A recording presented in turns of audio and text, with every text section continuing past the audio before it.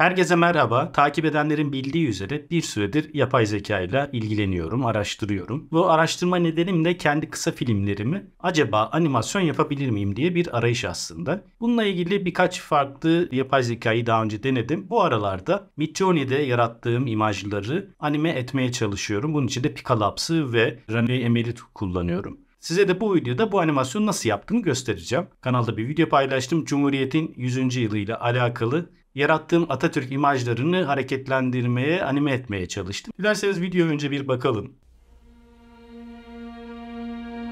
Bugün Cumhuriyetimizin 10. yılını doldurdu. En büyük bayramdır. Kutlu olsun.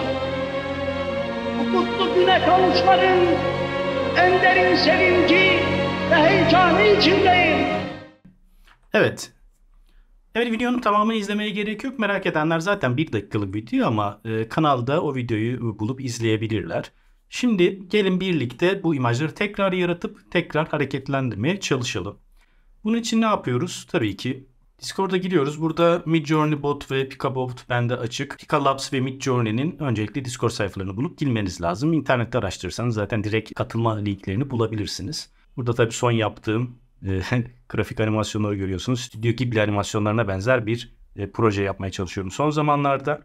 Onunla ilgili görseller. Buraya şimdilik geçelim. Midjourney'nin artık paralı olduğunu da söylemem lazım tabii ki. Ben aylık bir üyelik aldım ve o üyelik üzerinden videolarımı yapıyorum diyelim. Redo diyeceğim ve oradaki promptları tekrar kullanarak başka bir video yapmaya çalışacağız. Öncelikle bu proses devam ederken gelin bir Midjourney ayarlarına bakalım. Burada settings diyoruz. Ben bu ayarları kullanıyorum açıkçası. Değiştirmedim. Relax mod bende açık. Üyeliğimden dolayı şu anki diğer üyeliklerde durum nasıl tam açıkçası bilmiyorum ama bendeki ayarları bu şekilde görebilirsiniz. Öncelikle bir Atatürk portresi yapmak için Atatürk'ün referans görüntüsüne ihtiyacımız var. Ben internetten bulabildiğim kaliteli Atatürk fotoğrafları indirdim. Şunu alalım, değil mi? Bu güzel bir fotoğraf. Bunu alıyorum arkadaşlar. Chat kısmına taşıyorum, enter diyorum ve fotoğrafı direkt chat'e öncelikle mesaj olarak atıyorum. Bunu neden yapıyoruz? Çünkü bunun linkini kopyalayıp prompt olarak kullanacağız. Daha sonra Midjourney kullandıysanız biliyorsunuz image'in promptunu kullanıyoruz ve buradaki linke copy link diyorum. Daha sonra neler yazalım? Mesela Atatürk Smoking Battlefield demişim daha önce. Aynı promptları kullanalım. Hatta Mustafa Kemal Atatürk diyelim. Çünkü belki de yapay zeka bunu algılayacak. Mustafa Kemal Atatürk in Battlefield. İngilizce bilmeyenler için Mustafa Kemal Atatürk savaş alanında gibi bir şey yazdım. 35 mm lens ile çekildiğini söyleyelim. Wide angle, geniş açı. Yanlışlıkla enter'a bastık. Tekrar girelim. Çünkü bu kendi başına referans almadan çalıştıracak. Imagine dedik. Aspect ratio girmediğimiz için az önceki promptları kare yapacak sanırım ya da 4'e 3 yapacak. Biz AR 16 2.9 diyoruz. Bu aspect ratio komutu 16'ya 9 yapıyor. Bunu 9'dan 16 dikey de yapabilirsiniz. Başka bir şey giriyor muyduk? Tabii ki bu kopyaladığımız, bunu tekrar kopyalayayım. Kopyaladığımız linki daha sonra bunun devamına yapıştırıyorum. Yani bu imajı referans alıyorum aslında yapıştırıyorum. Enter'ladık, bunu da yaratsın. Unrecognized parameters diyor. Yani fotoğrafı algılayamamış. Tekrar aynı dosyayı yüklüyorum arkadaşlar. Tekrar prompt'a geçeceğim. Bu daha önce yarattığım imajları da size göstereceğim. Graph Imagine prompt'a geliyoruz. Yüklediğim fotoğrafı görüyorsunuz. Fotoğrafa tıklıyorum arkadaşlar. Açtıktan sonra copy link diyorum. Sanırım bu değişmiş. Dolayısıyla direkt linki tıklayıp virgül koyup promptuma devam edeceğim. Fotoğrafın linkini koyduk. Virgül koyduk. Mustafa Kemal Atatürk in Battlefield. Sitting in chair. Smoking a cigarette. 35 mm lens, wide angle, golden ratio, golden hour, sundown, real photo, aspect ratio 19 gibi İngilizce terimlerle promptumuzu oluşturduk. Şimdi enter'a bastık. Ve şimdi istediğimiz referans fotoğrafla bu imajı yaratacak. Bunu yaratırken, beklerken diğerlerine bir göz atalım. Bu arada ben bayağı uğraştım. Tabii ki aslında benzemiyor değil. Gayet Atatürk yani, bakın. Hiç referans fotoğraf koymadım. Tek yazdım Mustafa Kemal Atatürk in Battlefield. Atatürk savaş alanında. Bir sandalye oturuyor, sigara içiyor, 35 milimetre lens ile geniş açı. Bu kadar. Ve bana ne yaptı? Kare formatında tabii aspect ratio yatay horizontal bir 16'ya 9 değil. Ama bunları yarattı. Ama sigara için şu sigara dumanına bakın. Elinde sigara yok. Sigara yaratılmış ama arkada dumanı tüten şeyler var. Bunlardan rastgele birini alalım. Renkli olsun. Şu iyi gibi aslında değil mi? Hani Atatürk'e en çok hangisi benziyor diye kişiden kişiye değişir sanırım. Ben şu 4'ü iyi gibi. Bu 4'e basıyorum. Bu upscale demek, dosyayı büyüterek getir demek. Tekrar kontrol edeceğiz. Bu alttaki V'de version'lar, yani 4 okey gibi ama bana onun farklı versiyonlarını getir diyorsunuz. 4 tane farklı versiyon getiriyor. Biz U4 diyoruz, sadece 4'ü büyüt diyorum. Buradan da bir şey indirelim diyeceğim de bunlar da çok Atatürk'e benzemiyor. Benim videodaki bazı Atatürk imajları da aslında Atatürk'e benzemiyor tabii. Bu mesela, değil mi bu? Yani benziyor gibi. Biraz daha çene çizgisiyle Hollywood artistine de benzemiyor değil ama ben şunu daha çok benzettim sanki, bir ihtimal. Hani bunda da 2'yi büyük diyelim. Upscale 2. Buna gelelim. Burada yani çok ya ucundan benziyorlar. Hepsi biraz benziyor. Burada da U4 diyorum rastgele. Yani burada zaten animasyonu görüyoruz. Atatürk'e benzeyip benzememesi, şu an Atatürk'ün perfect bir karşılığını, replikasını yapacak halimiz yok. Kimse zaten maalesef onu yapamıyor. Şimdi şu upscale dediğimiz geldi. Bunda Very Subtle derseniz hafif değişiklikler yapar sağda solda ama yüzü genelde koruyor. Diyelim bak, Very Subtle'ı görün. Remix prompt açık olduğu için bende soruyor. Yani istersen promptta da ufak tefek değişiklikler yapabiliyorum. Onun için de Prefer Remix yazıyorsunuz arkadaşlar. Burada tıkladığınız zaman mesela Very Subtle diyelim. Size ekstradan soruyor. Burada promptta ufak değişiklikler yapmak istiyor musun diye. Biz şu an yapmıyoruz. Sadece ufak değişiklikler yap, büyük değişiklikler yap dedik. Upscale'i en son tamam bu fotoğraf oldu dedikten sonra karar veriyoruz aslında. Değişiklikleri yaptıktan sonra yapalım. Zoom out'lar var. Zoom out da yapacağız. Biraz daha genişten görmek istiyoruz diyelim. Ama ne kadar surat ve beden uzaklaşırsa o kadar zor anime ediyor. Onu söyleyeyim. Hani çok zorlanıyor, bozulmalar oluyor. Daha yakın fotoğraflarda, imajlarda daha iyi anime ettiğini söyleyebilirim. Ya bunu anime etmek istiyoruz mesela. Okeyiz. Upscale diyelim. Bunu da diyelim ki yapacağız. Upscale. Bu küçük değişiklikler yap dediğimizde yaptığı değişiklikleri görelim. Yani okey gibi. Burada bir şey koymuş mesela. Burada başka bir top aç var. Burada bilmem ne var falan filan. Yani çok da Atatürk benzerlikleri tartışılır.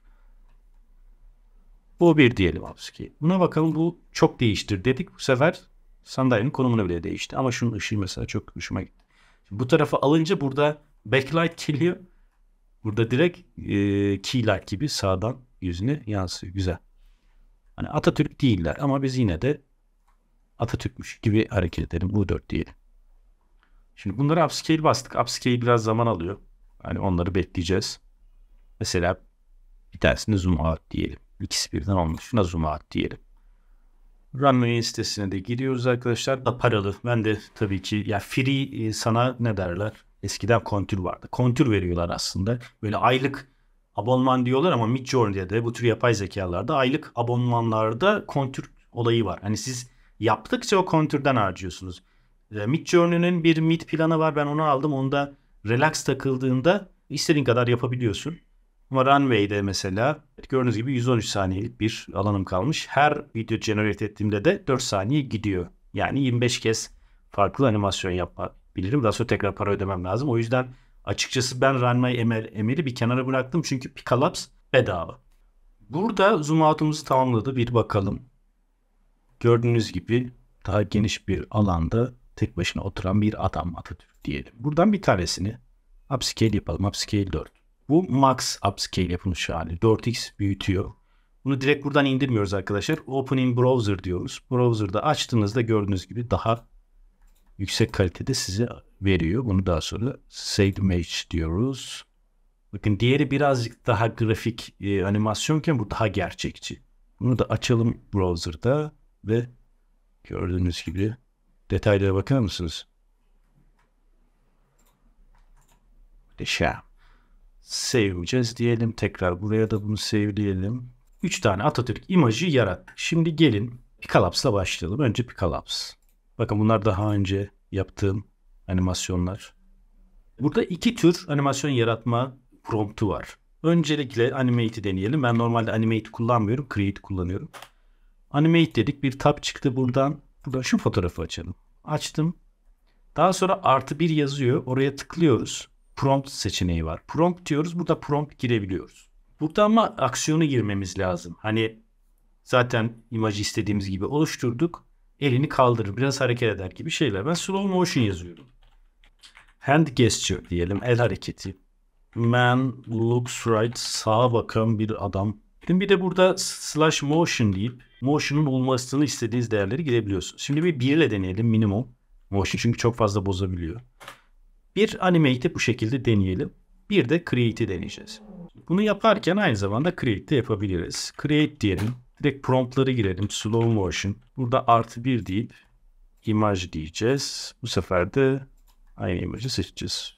Evet, şimdi bu promptların çalışmasını göreceğiz birazdan. Bunu beklerken evet, Runway ML'e geldik. Burada text to image kısmı var. Prompt girerek video oluşturabiliyorsunuz burada. İstiyorsanız deneyelim Mustafa Kemal promptu çalışacak mı? Bakalım. Daha önce denememiştim açıkçası. Text'ten video yapıyor. Video yapıyor olması lazım. Bu da yüklerken Discord'a geri dönüyoruz. İlk animasyonumuzu yapmış. Bu Animate'den gelen. Bakın. Yüz hareketleri çok iyi. Şurada bozulmalar oluyor tabii. Hand gesture'larda bozulmalar var ama şu yüze bakar mısınız? Bu arada görüntü kalitesi çok kötü. Tabii ki düşük.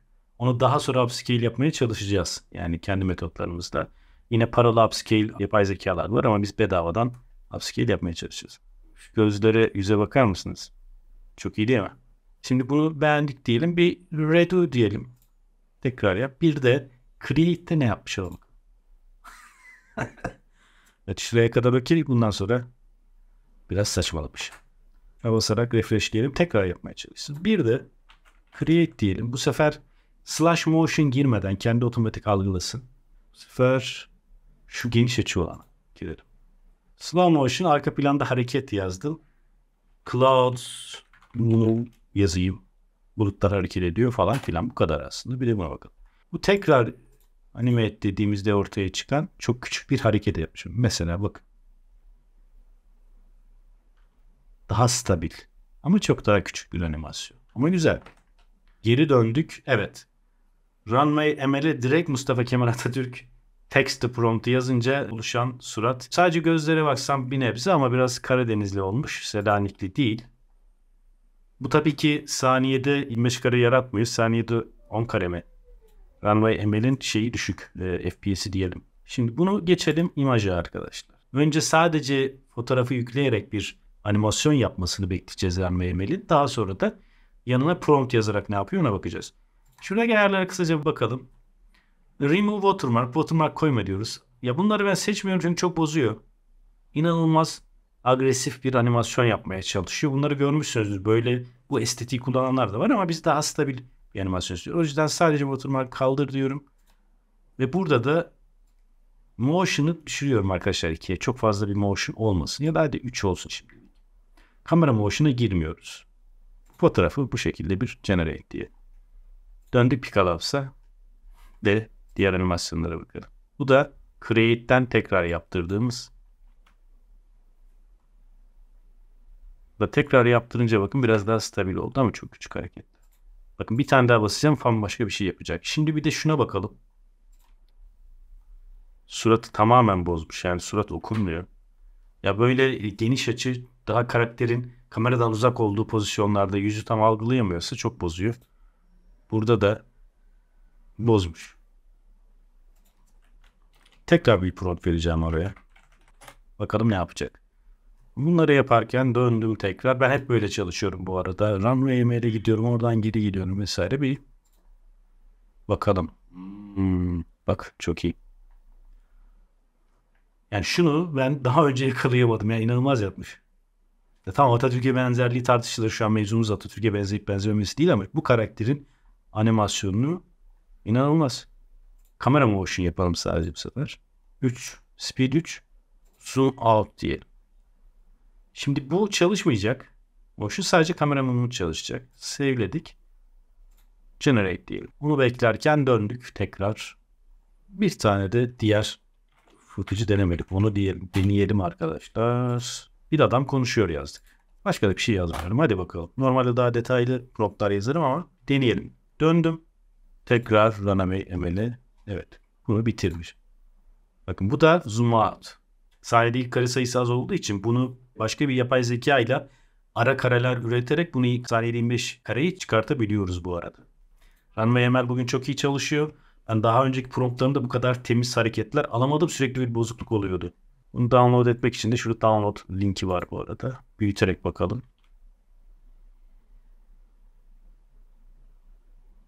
Gerçekten iyi. Runway ML'de bir diğer şeye bakacağız şimdi. Az önce yazdığımız Mustafa Kemal Atatürk'ün Battlefield World War I Sitting in Chair Smoking'i bu fotoğrafla birlikte animate edeceğiz. Bunu da şöyle yapalım. Kamerayı resetleyelim. Önce sadece General Motion'la yapalım. Zaten 2 tane ayar var bu arada. Başka bir şey yok. Onu beklerken döndük. Picalabs. Ve işte Picalabs'ın iyi yaptığı şey de bu arkadaşlar. Benim videomda bu kadar iyi konuşan bir Atatürk yok. Ha bu ne? İnanılmaz değil mi? Bunu direkt indireceğim. Midjourney'daki gibi büyütüp indirme falan yok. Direkt tıklayıp indiriyorsunuz. Simple bir prompt yazdım. A man talks. Yani şaka. Bayağı konuşuyor. Buna sen bir seslendirme yaptır ya. İnanılmaz.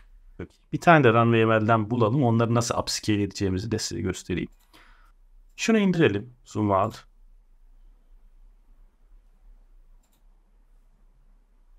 Bu low quality yani düşük kalite footage'ları ben upscale etmek için Premiere'de açıkçası Sharpness ekliyorum. Çok da yaptığım bir şey yok.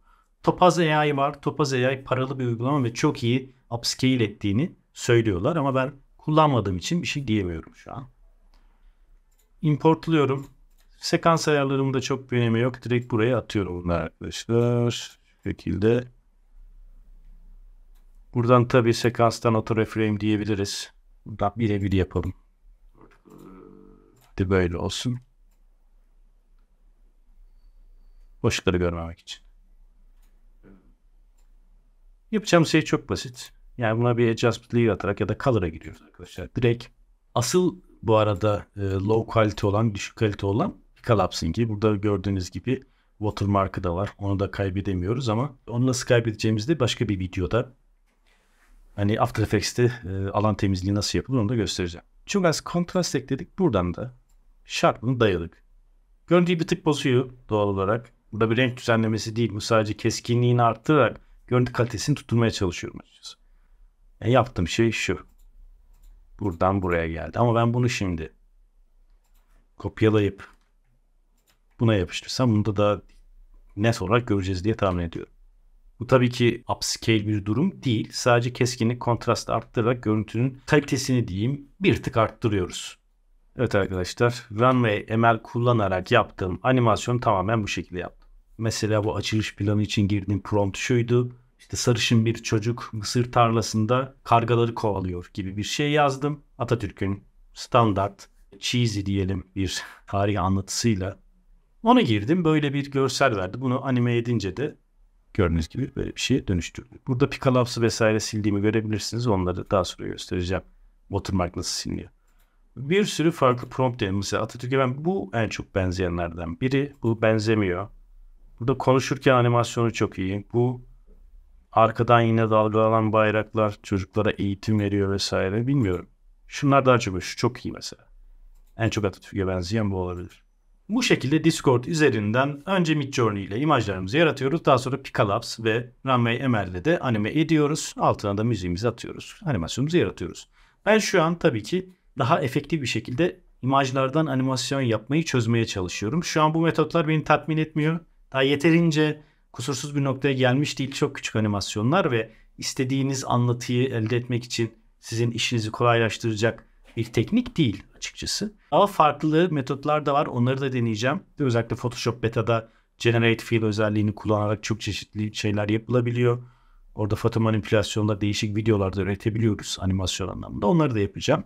Eğer animasyon üretimini yapay zeka ile merak ediyorsanız umarım yardımcı olmuştur. Dediğim gibi Picalabs ücretsiz bir yapay zeka. Onu deneyebilirsiniz.